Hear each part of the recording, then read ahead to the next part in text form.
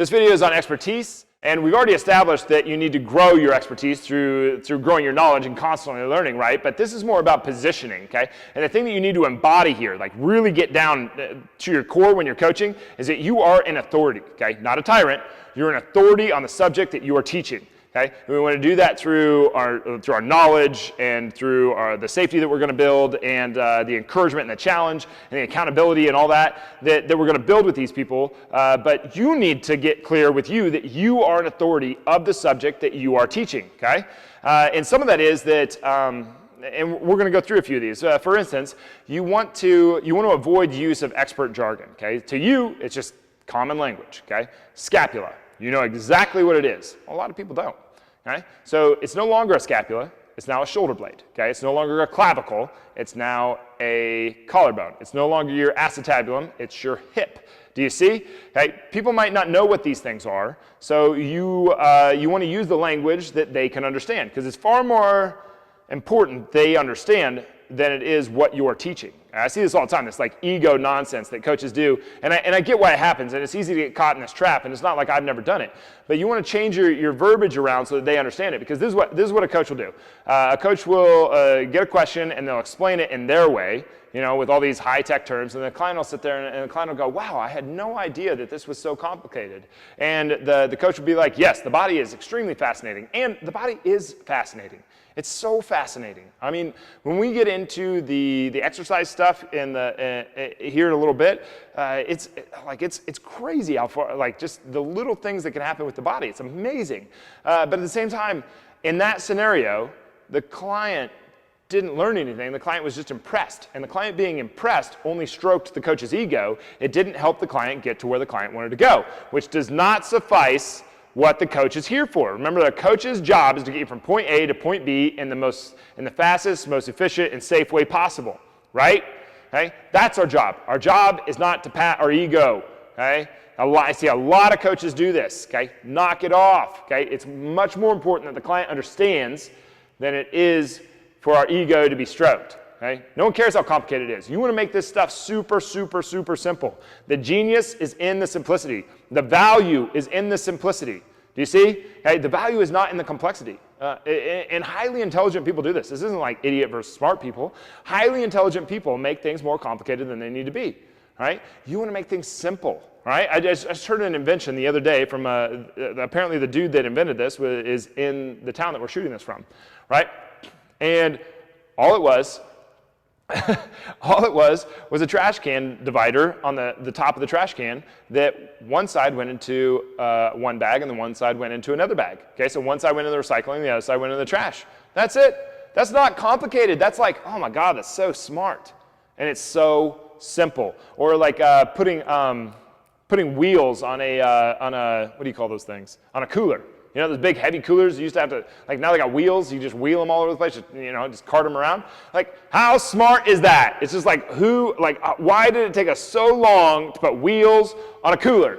See how simple that is? Okay, so don't make things complicated. The return on investment for what some of these coaches are doing, and I've done it too, I'm probably still doing it, okay? The return on investment of all the work that you're putting in and the complication that you're making for the client is, like, the return on investment is so low that it doesn't even make it worth doing.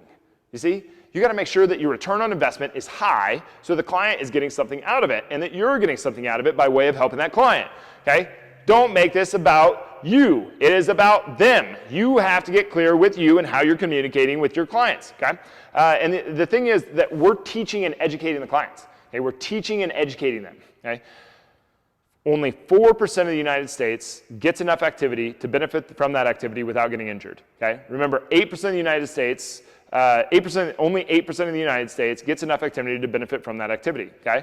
And over 50% of the people who join a training gym this year worldwide will get over 50% will get injured this year. Okay? That leaves 4% of people who are getting enough activity to benefit from that activity without getting injured.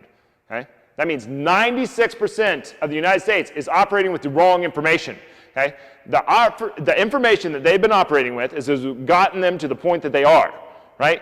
We are up against insurmountable odds, okay? Stuff that we are going to have to deal with over and over and over. You're not just going to have to handle this obstacle that they have once. It's going to come back, and it's going to come back, and it's going to come back, and you just got to keep chipping away at that obstacle with the client, okay? Because you can't do it for them. You have to do it with them, all right? Remember, this is a 100 and a 100 deal, okay? 100% responsibility. My client success is 100% my responsibility. My client success is 100% my client's responsibility. It's not a 50-50 game. So make things simple, but know that you're teaching and you're educating this client. And part of teaching and educating is adherence and compliance, right? If they don't use the information that you teach, it doesn't matter. They have to be able to see the value and to adhere to what you're actually teaching them, which means you need to get their attention, okay? Remember, can I get your attention for 30 seconds? Then you wait for the answer. Is that a yes or a no? If they don't answer, is that a yes or a no? Okay, yes, okay, great. All right, so now that I have your attention, this is what we need to do. And then you go into your thing, but it has to be so that they understand it. Their understanding of the information is more important than what you teach, okay? You have to say it in a way that they can understand it, okay? All right, the next thing is, and this is one of the make-break points for every coach. Okay? I see this often. Coaches have a really tough time with this. You're going to have to break the touch barrier, okay? And you want, did I do that wrong? I see, this is the make-break point for almost every coach, okay? This is the position where you can take as an expert. This is the easiest place. This is the lowest hanging fruit for coaches to, let me start this over. Rach, just cut this part out. All right, so the last thing here is technical correction, okay? This is where the majority, a lot of coaches have a lot of trouble, okay? Because you're gonna have to break the touch barrier and you're gonna have to confront the client on how they're doing the exercise. So now remember that correction doesn't mean they're doing it wrong. Correction means they could be doing it better, right? And if we're not correcting them on a regular basis, if you're not correcting the client at least 3 times per session, you're not paying attention to that client. You also don't care about that client. You will never convince me that you care about your client if you're not correcting them on a regular basis. It is not a thing, okay? Everybody can always improve, all right?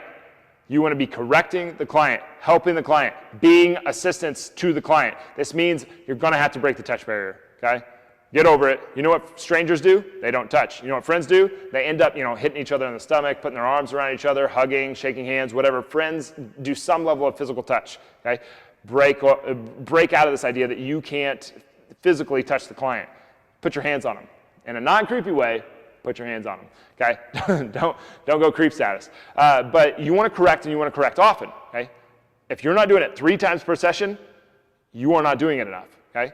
We want to probably doing it like 3 times a minute, all right? You want to be constantly being of service to your client. It doesn't matter if they know the exercise, okay? I hear this all the time. It's like, oh, I know this one, no big deal, I'll go. It's like, yeah, great, you already know it? Awesome, and I'm walking with them. I don't go, oh, I know that you know this one, but I'm still going to teach it to you.